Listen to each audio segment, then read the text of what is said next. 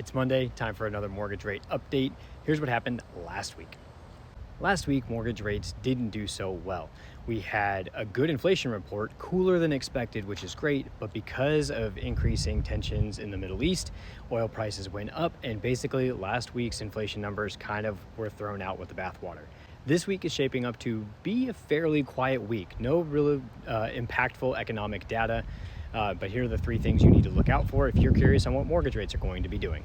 First, with the Fed meeting next week, there's not going to be a whole lot of Fed speak, and all indicators point to the Fed keeping the Fed funds rate the same, which means not a whole lot of market volatility this week.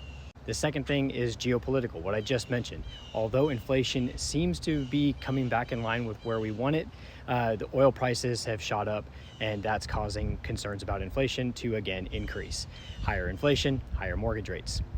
The third thing is weekly jobless claims. Normally this doesn't get a lot of attention, but because it's a lower economic data week, this is going to hold some better weight. If we have higher than expected jobless claims, that could be signs pointing to a weaker labor market come here in the future, and that is good for mortgage rates.